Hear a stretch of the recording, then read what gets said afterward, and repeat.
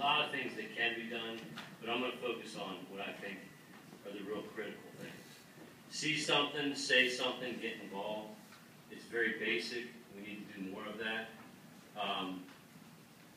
We need to maintain this sense of urgency. If we could bottle this up, everybody was here at 9/11, right? When that happened, everybody was courteous in traffic, everybody was real nice to everybody. You know, there's signs everywhere, everybody's praying, and then about 2 weeks later, everybody's back to cutting each other off and honking the horn and doing regular daily activities. But it's kind of humorous, but there's a lot of urgency in this room right now. To see this level of engagement, this level of concern, this level of discussion of these details is a very, very positive thing. Show me a community that's really engaged, and I'll show you a community that's on the right track, that it's at least headed in the right direction. There's no perfection in how we navigate these issues. There's nothing more important than the safety of our kids. Ask any police officer out there, ask any firefighter, ask any council member, ask anybody. There's no more important issue. So we need to be focused on this. We need to build on the efforts that are working. There's room for improvement on the number of SROs, the engagement of how we're doing things, our policy, protocol, how we work together between the SROs, the schools, the administration, school security, the parents, the students. Everybody has an active and very significant role in this.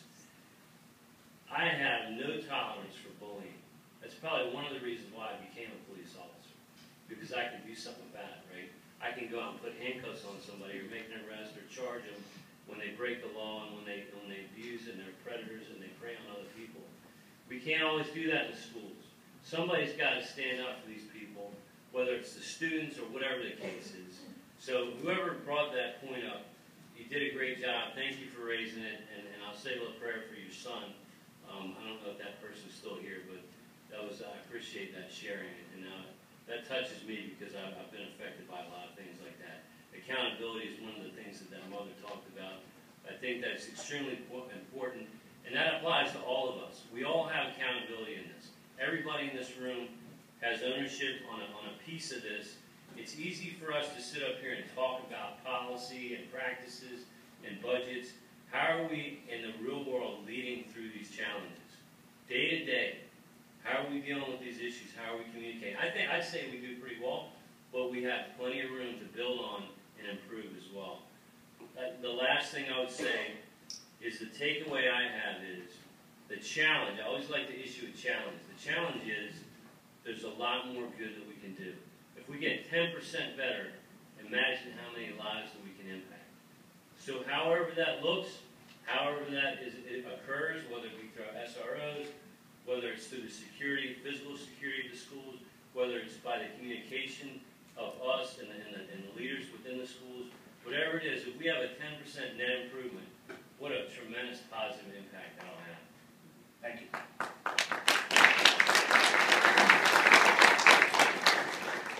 Let me give you one short term and one long term. I think in the short run, the council should and can fund more school resource officers. And Councilmember Rice and I will continue our efforts in that regard.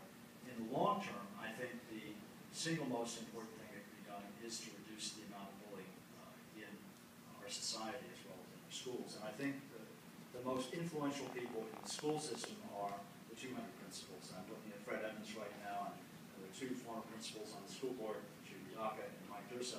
And I imagine others would agree that the people who have the most ability to change things quickly in school culture are the principals. And I think that's where you can make the most difference in the long run, also in the short run, but also in the long run, in terms of reducing violence and breaking the cycle. Thank you. So, I'm going to go out on a limb. I made a promise to a couple people last year when it came to our school resource officer program and guaranteed to them that we would not lose it. And so I'm going to make an additional promise tonight that we are going to double the number of school resource officers that we have from 6 to 12. Now, while that's still not where we need to be, it puts us much closer. So that's going to be my commitment. And so I look to my colleague to the right. support me in that effort, and I know that the Chief of Police, the County Executive, and many others will be supportive. I also look to the community for your support as well, because that will be something that I think will be imperative, but it's something that needs to be done.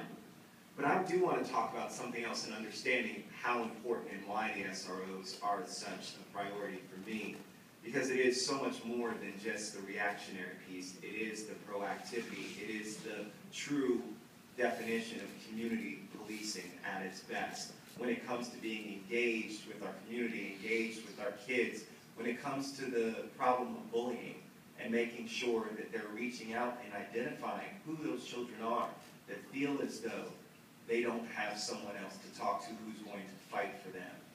They are so much more than just a badge and a gun in a case of a shooting. They are a friend, they are a compatriot, they are a protector. And I think that that's why we need to make sure that this school resource officer program is not just here for next year, but continues and continues to grow so that we can get it back and have a true impact on our schools. Thank you.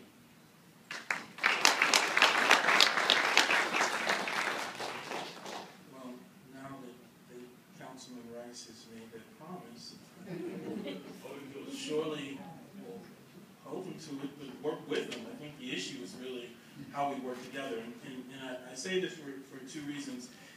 It is the responsibility and of the council in terms of funding this community policing program, the SROs. But the other part is there has to be work with our principals to make it as effective as possible.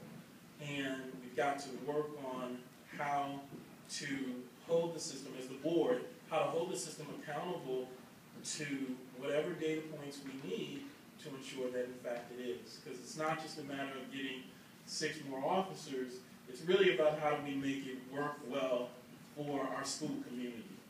And the other piece, and Phil, I think you were right in terms of doing a long-term and a short-term, the piece that I'm very interested in, and I'll speak for myself personally, I'm not going to try and say this is what the board is going to do, but Chris Barclay will definitely work on this. The best practices that exist, and you heard Mr. Hellman talk about what goes on in the Blair cluster and how, in fact, our security officers work throughout the cluster.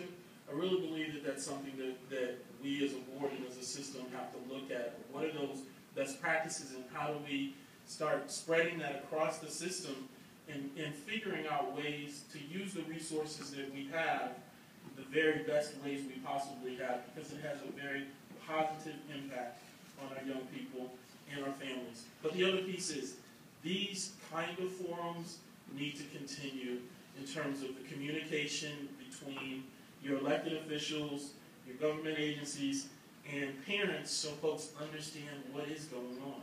And then you can spread the word. So I think that we have a few tiers. It's the communication piece, definitely work on the best practices piece, and we'll be working together to make sure that we can see the growth of the SROs in our schools. Thank you. Bob? Okay, what I'd like to see us work on is more communication, more community involvement. My office from time to time has been invited to come out to PTA meetings, and whenever we get invited, we go to them, and we listen to hear what the concerns are. In the last 2 weeks, as you can probably imagine, we've been invited to a tremendous amount. And I have never seen the turnout at a PTA meeting like I've seen the last 2 weeks, where we actually hear people, and you wonder why these people had these same issues on their mind before Sandy Hook. Why did it take this to bring people in to tell us their ideas, how they feel, to talk to each other? So hopefully that's something we can work on. Bob, I have one last question for you, and it was a question from the audience, and I have to address it. We talk about public schools. How can we share what we're doing in our public school systems with our private school partners? Okay. To make sure that they are safe and secure as well, that partnership piece. And there's a piece of it we already do. As many of you know, we got